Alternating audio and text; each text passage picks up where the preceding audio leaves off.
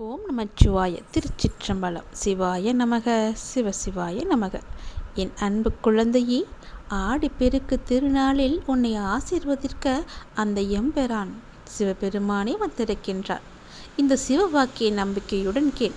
இன்று முதல் உன் வாழ்க்கையில் நல்ல செய்திகள் தொடர்ந்து கொண்டே வந்து கொண்டிருக்கும். செல்வங்கள், சந்தோஷங்கள், வெற்றி செய்திகளான அனைத்தும் உன் இல்லம் தேடி வரும். ஓம் நமச்சிவாய என்ற முழு மனதுடன் இந்த வாக்கினை கேள். நல்லது நடக்கும், கஷ்டம் குறையும், செல்வங்கள் சேரும், பணப்பிரச்சனை தீர்ந்தே போகும். ஏதாவது ரூபத்தில் நானே உனக்கு வந்து உதவப் போகின்றேன். உன் தேவைகளை நிறைவேற்றப் போகிறேன். அனைத்தையும் நானே நடத்துகின்றேன் என்று திடமாக நீ நம்பு. எனக்கு நானாகவே செய்கிறேன் என்ற எண்ணத்தை நீ வரவிடாதே. நான் உனக்கு துணையாக இருப்பேன். நீ நடக்கும் பாதையில் முட்கள் இருந்தால் அதை நானே உனக்கு முன்பாகவே சென்று களைத்து விடுகின்றேன். நான் உன்னுடைய வந்து கொண்டிருக்கின்றேன். உன் பின்னால் நான் வந்து கொண்டே இருக்கிறேன். உனக்கு முன்னால் சென்று உன் கால்களை குத்தும் முட்களை நானே எடுத்து விடுகின்றேன். கவலையே படாதே. உனக்கு உதவ ஏதாவது ஒரு ரூபத்தில் உன் அருகில் நான் இருப்பேன். நீ எதற்கும் பயப்படக்கூடாது. உன்னுடைய தேவைகள் எது என்று நீ கருதுகின்றாயோ அதை எல்லாவற்றையுமே நானே நிறைவேற்றி தருகிறேன். நீ செய்ய வேண்டியது எல்லாம் நீ நல்லதையே நினைப்பது மட்டுமே. நல்லதை மட்டுமே செய்ய வேண்டியது. உனக்கு தீமை வந்தாலும் நீ செய்த நன்மை நிச்சயம் உன்னை காப்பாற்றும். அதனால் எப்பொழுதெல்லாம் உனக்கு நேரம் கிடைக்கின்றதோ அப்போதெல்லாம் உன்னால் முடிந்த உதவிகளை, சிறு சிறு உதவிகளை மற்றவர்களுக்கு செய்து வா. அவர்களால் முடியாது, இயலாதவர்களாக பார்த்து நீ உதவி செய். நிச்சயம் உனக்கு பல நன்மைகள் காத்திருக்கும். உன்னுடைய கர்மாக்கள் எல்லாம் ஒளிந்துவிடும். உனக்கு புண்ணியங்கள் சேர்ந்து கொண்டே இருக்கும். உன்னை பற்றி பிற நல்லவிதமாகத்தான் நினைக்க வேண்டும் என்பதை நீ விரும்பக்கூடாது. உன்னுடைய இயல்பு எது என்றோ அப்படியே நீ இரு. உன்னுடைய இயல்பிலிருந்து மாறாமல் இரு. படைத்தவன் எனக்கு தெரியும் நீ சிறந்தவன் என்று. நான் உன்னை எப்படி படைத்தேனோ அப்படியே இரு. யாருக்காகவும் உன்னை நீ மாற்றிக்கொள்ள விரும்பாதே. யாருக்காகவும் நீ மாற்றிக்கொள்ள கூடவும் கூடாது. உன்னுடைய அப்பாவின் கட்டளை இது. நன்றாக வாழ்ந்தவன் கெட்டதும் இல்லை, துயரங்கள் எதுவும் நிரந்தரமும் இல்லை. அதனால் உன்னுடைய கஷ்டங்கள், இன்றைய கஷ்டங்கள் நாளையே இன்பமாக மாறும். அதனால் அதை நீ பெரிதாக எடுத்துக்கொண்டு இன்றைய இன்பத்தை நீ தொலைத்து விடாதே. எதுவரை போகட்டுமோ போகட்டும். உனக்கு நான் இருக்கின்றேன். மனம் தளராதே. அனைத்துமே ஒரு நாள் முடிவுக்கு வந்து சேரும். பிரச்சனை என்று இருந்தால் அதற்கு ஒரு தீர்வு என்று இருக்கும் அல்லவா? பயப்படாதே. எல்லாவற்றையும் உருவாக்கியவன் நான் தான். நான் பார்த்து கொள்கிறேன். எதிலும் பொறுமை, எங்கும் பொறுமை. உன்னிடத்தில் அனைத்து நல்ல பண்புகளையும் நான் கொடுப்பேன். உன்னுடைய கர்ம பலனை நான் கழித்து வருவதால் உனக்கு எல்லாமே தாமதமாகிறது. நம்பிக்கையை மட்டும் கைவிட்டு விடாதே. என்னை நம்பு. யார் விட்டாலும் நான் உன்னை கைவிடவே மாட்டேன். உன்னுடைய எண்ணங்களும் உணர்வுகளும் சிந்தனைகளும் செயல்களும் நம்மை சுற்றி இருக்கும் மனிதர்களுக்கு நல்லது மட்டுமே நினைக்கும், நல்லது மட்டுமே செய்யும் எனில் நீ என்னை தேட வேண்டிய அவசியமே இல்லை. நீ நல்லது செய்வாய் என்றால் நான் உன்னை தேடி நானே வருகிறேன். நீ என்னை தேட வேண்டிய அவசியமே இல்லை. அதனால் எப்போதும் உனக்குள்ளேயும் உன்னிடமும் நல்லது செய்ய வேண்டும் என்ற எண்ணம் உனக்குள்ளே எப்பொழுதும் இருந்து கொண்டே இருக்க வேண்டும். மனதில் தேவையற்ற எண்ணங்களுக்கு எப்பொழுதும் நீ இடம் கொடுக்காதே. உன் எண்ணங்களை என்னிடம் செலுத்திவிட்டு உன் கடமைகளை மட்டும் நீ செய். உன் செயல்களுக்கு நானே பொறுப்பெடுத்துக் கொள்கின்றேன். உன்னுடைய பல பிரச்சனைகளுக்கு உடனடி தீர்வு வேண்டும் என்று என்னிடம் கேட்கின்றாய். அதற்கு நான் ஒரு வழி சொல்லவா? நான் சொல்வதை நீ ஏற்றுக்கொள்வாய் என்று நம்புகிறேன். அதற்கு உடனடி தீர்வு என்றால் மறதிதான். நல்லதோ கெட்டதோ எதுவாக இருந்தாலும் நடந்து முடிந்து விட்டது. அதை அனுபவித்து தீர்த்த பின் அதை நாம் மறந்து விட வேண்டும். எதுவும் நடக்காதது போல இருந்து கொண்டு புதிய ஒன்றை நாம் தேட வேண்டும். அந்த புதிய ஒன்று நம்முடைய ஆனந்தத்திற்கு நம்மை அழைத்து செல்வதாக இருக்க வேண்டியது அவசியம். அதை நீ மறந்துவிடக்கூடாது. நடந்து முடிந்ததை நினைத்து நீ வருத்தப்படவும் கூடாது. நம்மை விட்டு போய்விட்டதே என்று கவலைப்படவும் கூடாது. நிறைய விஷயங்களில் மறதி இல்லாததால் தான் நிம்மதி என்ற உணர்வு நம்மிடம் இல்லாமலே போகின்றது. எதிர்பார்ப்பு என்ற ஒன்று தோன்றி நிம்மதியை குலைக்கின்றது. ஏமாற்றம் என்ற பாதிப்பு நிலை நம்மை திசை திருப்பி நிம்மதி என்ற உணர்வை பறித்து கொள்கின்றது. கோபம், பழிவாங்கும் எண்ணம் போன்றவற்றை அது தானாகவே தூண்டிவிடும். இவற்றையெல்லாம் தவிர்க்க வேண்டுமானால் நான் சொல்வது ஒன்றே ஒன்றுதான். நேற்றைய சூழலை இன்றைக்கு நீ மறந்துவிடு. யதார்த்தத்தில் மட்டுமே வாழ பழகு. அந்த நேரத்தில் மனக்கட்டுப்பாட்டை பிரயோகிக்க நீ கற்க வேண்டும்.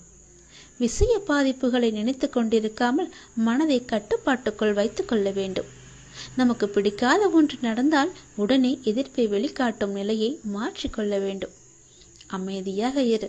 அது நமக்கானது அல்ல. நம்மை பற்றி அவர்கள் பேசவில்லை, நம்மை விட்டு அது போகவில்லை என்ற எண்ணத்தில் நீ வந்துவிடு. பழிவாங்குதல் போன்றவற்றை செய்வதை நீ தவிர்க்க வேண்டும். விமர்சனம் செய்வதை விட்டுவிட வேண்டும். இப்படி பல விட வேண்டியவற்றை விட்டால் மட்டுமே உனக்கு வேண்டியது எல்லாம் வரும். வர வேண்டியது என்று காத்திருந்தது எல்லாம் உனக்கு கைக்கு வந்து கிடைக்கும். நமது இந்த செயல்களால் என்ன நன்மை கிடைத்துவிடும் என யோசித்தால் நாம் பிறரை பாதிப்புக்கு ஆளாக்க மாட்டோம், நாமும் பாதிக்கப்பட மாட்டோம். இல்லாவிட்டால் விஷய பாதிப்புகள் நம் மனதை கொந்தளிக்க செய்து ஆனந்தம் என்ற உணர்வை அடியோடு சாய்த்துவிடும். மூன்றாவதாக மனதை வேறு வழிகளில் செலுத்த வேண்டும்.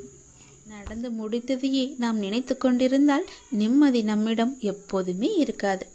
நமக்கு கிடைக்கவும் கிடைக்காது. அது ஒரு எட்டா கனியாகவே எப்போதும் இருக்கும். மனதில் நமக்கு தெளிவும் பிறக்காது. எனவே நமது மனதை அந்த விஷயத்திலிருந்து மாற்றிக்கொள்ள வேண்டும் என்றால் நம் மனதை நாம் மாற்றிக்கொள்ள வேண்டும். அதை நாம் மறந்தே விட வேண்டும். என்றாவது ஒரு நாள் போனால் போகட்டும் என நினைக்கத்தான் போகின்றோம். அதை இப்போதே நினைத்து பாருங்களேன். அது நடந்து வெகு காலத்திற்கு பிறகு நினைக்காமல் உடனே நினைத்தால் விளைவு நன்றாக இருக்கும் அல்லவா? வாழ்நாளில் அனுபவங்களை நாள்தோறும் அனுபவித்துக் கொண்டே வருகின்றோம். அதை நினைவில் வைத்திருந்தால் நல்லது நடக்குமா? அதை அப்படியே விட்டுவிட வேண்டும். இதற்கு நம் மனதை மாற்றுவதே ஒரு சிறந்த வழி, மகத்தான வழி. நான் சொன்ன வழி உனக்கு நன்மையாக இருக்கும் என்று நம்புகிறேன். அதை நிச்சயம் கேட்டு அதன்படி நடப்பாய் என்று நம்புகிறேன். அதன்படி நடந்தால் நிச்சயம் உன் வாழ்வில் பல நிம்மதிகள் உன்னை வந்து சேரும். சந்தோஷங்களும் தானாகவே வரும். நிம்மதிக்கான வழியை நான் காமித்து விட்டேன். அந்த வழியில் போவதும் போவாமல் இருப்பதும் உன்னுடைய கையில் தான் இருக்கிறது, உன்னுடைய மனதில் தான் இருக்கிறது. எப்படி போக வேண்டுமோ போய்க்கொள். நான் சொல்வதை உன்னிடம் சொல்லிவிட்டேன். பிறகு உன் இஷ்டம்தான். உன்னுடைய வாழ்க்கையின் அடுத்த கட்டம் ஆரம்பமாகிவிட்டது. இது மகிழ்ச்சியாக உனக்கு பிடித்த மாதிரி நான் தருகிறேன். நீ எதை வேண்டி என்னிடம் வந்தாயோ அது வரும் அமாவாசைக்குள் உன்னை வந்து சேரும். நீ மகிழ்ச்சியாகவே இருப்பாய். இது சத்தியம். இது என்னுடைய சத்திய வாக்கு. கர்மங்களை எல்லாம் குறைத்து கொள்ள ஒரு எளிய வழி சொல்கிறேன்.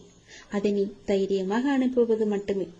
நீங்கள் எப்போதும் என்னை நினைத்து என் மேல் நம்பிக்கை கொண்டிருந்தால் அதை அனுபவிக்கும் சக்தியை நான் கொடுக்கின்றேன். அது துன்பம் என்ற எண்ணம் உன்னில் ஏற்படாமல் நான் பார்த்துக் கொள்கின்றேன். உனக்கு நல்லது நடக்கும்படி நான் அதை செய்கின்றேன்.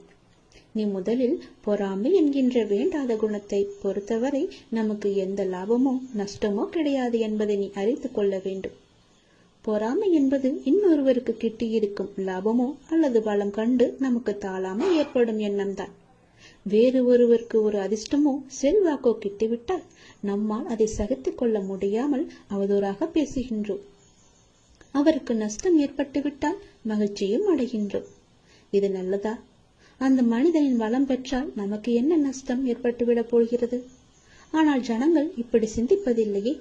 அவனுக்கு நலம் கிட்டினால் நாமும் மகிழ்வோம்.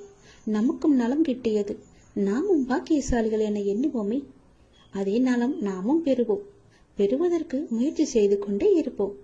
அதுவே நமது விருப்பமும் தீர்மானமாக இருக்கும் வரை அந்த லட்சியத்தை எளிதாகவே அடைந்து விடலாம்.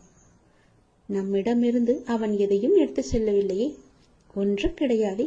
அவனுடைய கர்மாவின் பலனாக அவன் வளம் பெற்றான். அப்படி இருக்க அதை கண்டு நாம் ஏன் பொறாமைப்பட வேண்டும்? ஆகவே முதலில் பொறாமையை வென்று விட வேண்டும். அதை தூக்கி எறிந்து விடு. உனக்கு நெய்ய வேண்டியதை நான் செய்கிறேன். உன் வாழ்வின் அடுத்த கட்டம் இந்த நொடி முதல் ஆரம்பமாகிவிட்டது. அமாவாசைக்கு பிறகு உனக்கு எல்லாமே நல்லதாகவே நடக்கும். உனக்கு இப்போது நன்றாக புரிந்திருக்கும். இதுவரை கடினமாக இருந்த முதல் பாகம் இப்போது மகிழ்ச்சியான இரண்டாம் பாகமாக மாறுவதற்கான அறிகுறிகளை நீ உணர்ந்திருப்பாய். அப்படி நீ உணரவில்லை என்றால் நீ வரும் நாட்களில் கண்டிப்பாகவே உணர்வாய். உன் வாழ்வின் அடுத்த கட்டம் மகிழ்வானதாகவே உனக்கு பிடித்த மாதிரியே இருக்கும். நானே அதற்கு பொறுப்பு. உன்னுடைய வாழ்க்கை முடிந்து போகவில்லை. உன் அமாவாசைக்கு பிறகுதான் உன்னுடைய வாழ்க்கையே ஆரம்பிக்க போகிறது. அந்த இனிதான வாழ்க்கையை வாழ, நீ சந்தோஷமாக வாழ, நீ நிம்மதியாக வாழ அதை நான் தயார்படுத்தி கொண்டிருக்கின்றேன். வரும் தை அமாவாசை என்று அது உன் கையில் கிடைக்கும்படி நான் செய்து தருகிறேன். கண்டிப்பாகவே அதில் பல நல்ல நல்ல மகிழ்ச்சியான சந்தோஷங்களை எல்லாம் நான் வைத்திருக்கின்றேன். அதை அனுபவிக்க நீ எப்போதும் போல தயாராக இரு. உனக்கு வெற்றி கிடைக்கும் நேரம் வந்து விட்டது. மனம் தளராது. நீ உயரமாக வளர்ந்து ஜோதியை போல ஜொலிக்கப் போகிறாய். சந்தோஷமாக இரு. எனது கருவூலம் உனக்காகவே நிறைந்து இருக்கிறது. எவனுக்கும் அவன் விரும்புவதை நான் அளிக்க முடியும். ஆனால் நான் கொடுப்பதை பெற்றுக்கொள்ளும் தகுதி அவனுக்கு இருக்கிறதா என்பதை நான் கவனிக்க வேண்டும். என்னை கவனத்துடன் நீங்கள் கேட்பீர்களானால் நீங்கள் உண்மையிலேயே நன்மை அடைவீர்கள். இந்த கோவிலில் அமர்ந்து கொண்டு நான் உண்மையை தவிர வேற எதையும் பேசவில்லை. உனக்கு எது வேண்டுமோ அதை என்னிடமிருந்தே பெற்றுக்கொள். உனக்காகத்தான் நான் அதை என் கருவூலத்தில் வைத்திருக்கிறேன். இறைவனின் மீது நம்பிக்கை வைத்து நமக்குள் இருக்கின்ற தன்னம்பிக்கையை இழக்காமல் மிகுந்த உத்வேகத்துடனும் நேர்மறை சக்தியுடனும் கண்டிப்பாக வாழ்வில் நான் வெற்றி பெறுவேன் என்கிற வைராக்கியத்துடன் உழைத்தால் இலக்கை நோக்கி அடைவது எளிது. சிந்தித்துப்பார். வீழ்ந்தாலும் எழுவேன், உதயமாகும் சூரியனை போல பிரகாசமாய். நான் வீழ்ந்து போனாலும் என் முயற்சியால் மீண்டு வருவேன். எனக்குள்ளே ஒருவன் இருக்கிறான். அவன் பெயர்தான் தன்னம்பிக்கை. நீங்கள் வைரமாக இருந்தாலும் தகுதியற்றவர்களின் கையில் கிடைத்தால் கூழாங்கல்தான். அதுவே நீங்கள் கூழாங்கல்லாக இருந்தாலும் தகுதி உள்ளவர்களின் கையில் கிடைத்தால் அது வைரமாக மாற்றப்படும். அப்படிதான் நீங்களும் மாற்றப்படுவீர்கள். சேரும் இடம் பொறுத்தே வாழ்க்கை அமையும். உங்களுடைய முயற்சியை நம்பிக்கையுடன் செய்யுங்கள். உங்களுக்கான சரியான நேரம் வந்து கொண்டிருக்கிறது. உங்களின் முயற்சிக்கான பலன், நல்ல பலன் நிச்சயமாகவே உங்களுக்கு கிடைக்கும். உங்கள் நம்பிக்கையே உங்களுக்கு மாபெரும் சக்தியாகும். செல்வங்கள் இருந்தால் மட்டுமே செல்வ ராஜாவாக முடியுமா? சொல்வளங்கள் இருந்தால்தான் செயலில் வடிவங்கள் காண முடியும். செல்வத்தை வைத்து புறத்தை அலங்கரித்துக் கொள்ளலாம். அகத்தை நீங்கள் சொல்வதையெல்லாம் நல்லதாகவே சொல்லுங்கள். செல்வதை பார்த்து பின்னே படை வர வேண்டும். நேரமும் வாய்ப்பும் எல்லோருக்கும் எப்பொழுதும் இருந்து கொண்டேதான் இருக்கின்றன. முயற்சி எடுப்பவர்கள் மட்டுமே தாங்கள் நினைத்ததை அடைகின்றனர். தடைகளையே உற்று பார்த்து கொண்டிருக்காதீர். அதனால் உங்களால் எதையுமே செய்ய முடியாமல் கூட போகலாம். இவ்வளவு பெரிய தடை இருக்கிறதே, எப்படி நம்மால் தாண்ட முடியும் என்று யோசித்து நின்று விடாதீர்கள். அதற்கான முயற்சியை செய்யுங்கள். குறிக்கோளை உற்று பாருங்கள். தடைகள் எல்லாமே மறைந்துவிடும். உத்வேகம் தானாக வரும். வாழ்க்கை குத்துச்சண்டை போன்றது. விழுந்தபோது தோல்வி அறிவிக்கப்படுவதில்லை. இயலாத பொழுதுதான் தோல்வி அறிவிக்கப்படுகிறது என்பதை நீங்கள் மறந்து விடாதீர்கள். கீழே விழுந்ததும் அதற்கு என்று கூட ஒரு நேரம் இருக்கிறது. விழுந்தாலும் மீண்டும் எழுங்கள். வெற்றி உங்களுக்கு நிச்சயமாகவே கிடைக்கும். வெற்றி என்பது நிச்சயம் உங்களுக்குத்தான் என்று தன்னம்பிக்கையோடு செயல்படுங்கள். உன்னை தேடி ஒரு நல்ல செய்தி விரைவிலேயே வரும். உன்னுடைய உள்ளமும் இல்லமும் மகிழ்ச்சி அடையும். இந்த அப்பாவின் வாக்கு தவறுவதே கிடையாது. ஐயனே, கண் திறந்து பாரப்பா. வாழ்வின் ஒவ்வொரு கணமும் உன்னையே நினைக்கின்றேன். என் கால்கள் உங்களுடன் நடக்க வந்தது. என் கண்கள் உன்னை காணவே கிடைத்தது. இந்த பிறவியிலேயே உனக்காக உண்டானது. இறைவா, என் உடலில் ஒரு சொட்டு உதிரம் இருக்கும் வரையிலும் உன்னை காணும் வரம் வேண்டும். அருள் புரிவாய் அப்பாவே. ஆபத் பாந்தவனே, இன்பம் தருபவனே, ஈகை அளிப்பவனே, ஊழ்வினையை அளிப்பவனே, நீங்களே எங்களை பார்த்து கொள்ளுங்கள் அப்பா என்று அவரிடம் நீங்கள் சரணடைந்து விடுங்கள். நான் ஒவ்வொரு மனிதனிடமும் பேசிக்கொண்டிருக்கிறேன். அவர்கள்தான் என்னை அறிந்து கொள்ள முடியாமல் தவித்துக் கொண்டிருக்கின்றனர். எப்பொழுதுமே பேசிக்கொண்டேதான் இருப்பேன். நான் யாரிடம் பேசினேன் என்பது அல்ல கேள்வி. யார் யாரெல்லாம் நான் பேசியதை கவனித்தார்கள் என்பதுதான் என்னுடைய கேள்வி. நீங்கள் என் பேச்சை கவனித்தீர்களா? இல்லை இந்த காதில் வாங்கி அந்த காதில் விட்டீர்களா என்று நீங்களே கொஞ்சம் யோசித்து பாருங்கள். என் பேச்சை கேட்டிருந்தால் இப்படி இன்று இது ஆகியிருக்காது. உங்களோடு தொடர்பு கொள்ள இந்த பரந்த அண்டம், இந்த பிரபஞ்சம் முழுவதுமே நான் இயங்கிக் கொண்டிருக்கிறேன். ஆகவே இனிமேலாவது நான் பேசுவதை கவனமாக கேளுங்கள். போகிற போக்கில் நீங்கள் போக வேண்டாம். வாழ்க்கையில் கவலைகள் நிரம்பி துவண்டுவிடும் தருணத்தில் உன்னுடன் யாரும் இல்லையே என நினைத்து நீ கலங்காதே. யார் இல்லாவிட்டாலும் என்ன, உன்னை படைத்த உன் சிவன் சாய்ராம் உன்னுடன் இருக்கிறான் என்பதை நினைத்து நீ மகிழ்ச்சி கொள். பிச்சை எடுக்கும் நிலை வந்தாலும் சிவனையும் சாய்ராம் என நினை. நீ எப்போது வேண்டுமானாலும் வாழ்வில் நிச்சயமாகவே உயரலாம்.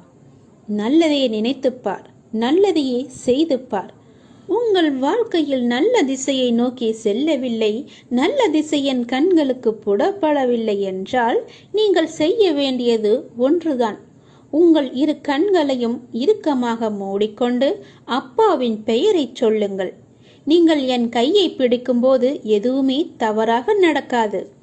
கண்களை மூடி எனக்கு முன்னால் அமர்ந்து என்னுடைய நாமத்தை சொல்லிக்கொண்டே வாருங்கள். உங்களுக்கு துணையாக நான் உன் கையை பிடித்து அழைத்து கொண்டு போவது உங்களுக்கு தெரியும். நீ எதை நோக்கி நீ பயணப்பட வேண்டும் என்று நினைக்கிறாயோ அதை நோக்கி நானே என் கையை பிடித்து அழைத்து கொண்டு செல்வேன். நீ கவலைப்படாமல் இரு. இனிமேல் உனக்கு எல்லாமே ஏற்றமாகத்தான் இருக்கப் போகிறது. நான் உன் கையை இறுக்கமாகவே பிடித்துக் கொள்கிறேன். நீ என்னை விட்டு விடாதே. நீயும் என்னை இறுக்க பிடித்துக்கொள். உனக்கு துணை நான் தான். யாரையும் அலட்சியப்படுத்தும் மனப்பான்மை கூடாது உனக்கு. அனைவரிடமும் கண்ணீர்த்துடன் நடக்க வேண்டும். மனதிலும் ஆசைகளை சீர்படுத்திக் கொள்ள வேண்டும். தேவைகளை அதிகப்படுத்திக் கொள்ளக்கூடாது. குடும்ப கடமையை சரிவர நிறைவேற்றாமல் பெருமைக்காக சமூக சேவையில் ஈடுபடுதல் கூடாது. போட்டி மனப்பான்மை இருக்கும் வரையில் யாருக்கும் மன நிறைவும் மகிழ்ச்சியும் உண்டாகாது.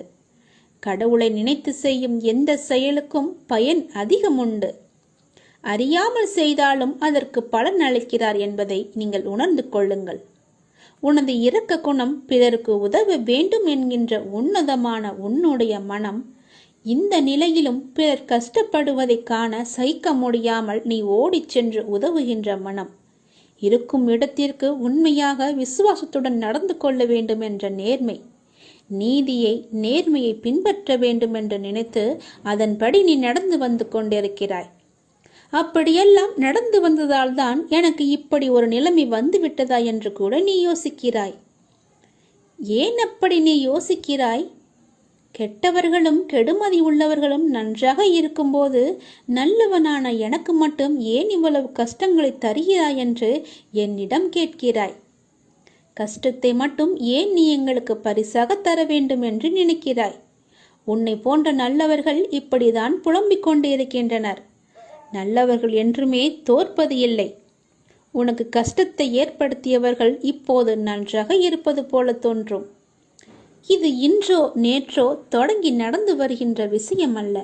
காலம் காலமாக நல்லவர்கள் புலம்புவது ஒரு தொடர்கதையாகவே போய்விட்டது. நல்லவர்கள் தங்களது எஞ்சியுள்ள கர்ம வினைகளையும் தீர்த்துவிட்டு முற்றிலும் சந்தோஷத்தை பெறுவதற்கே கஷ்டத்தை அனுபவிக்கிறார்கள். நான் உன்னிடம் பிரதட்சியமாகவே விளங்க இந்த தற்காலிகமாக நடக்கும் கஷ்டம். ஏனெனில் நான் நல்லவர்கள் மனதில் மட்டுமே என்னால் வாழ முடியும். கெட்டவர்கள் மனதில் என்னால் ஒரு நொடி கூட இருக்க முடியாது. இப்படி உன்னை கஷ்டப்படுத்தி நான் வாழ்வதால் என்ன பலன் என்று நினைக்கலாம்? நான் உன்னை பக்குவப்படுத்தி பெருமைப்படுத்துவதற்கு இதை உனக்கு வரப்பிரதாசமாக கொடுக்கிறேன். குந்தி தேவி, கிருஷ்ணா நன்மைகளை பிறருக்கு கொடு, உன்னை எப்போதும் நினைத்து கொண்டிருக்க துன்பம் ஒன்றையே எனக்கு கொடு என்று வேண்டினாள். அப்படி கேட்ட குந்தி தேவி கெட்டு போனாளா?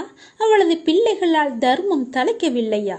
எந்த சூழலிலும் மக்கள் மதிக்கின்ற தாய் என்ற சிறப்பு அவளுக்கு கிடைக்கவில்லையா? அதே போலதான் உன்னுடைய தகுதிக்கும் தாங்கும் சக்திக்கும் ஏற்பத்தான் கஷ்டத்தை நான் தருகிறேன். இதை உன்னால் சமாளிக்க முடியும். சோர்வு எதற்கு?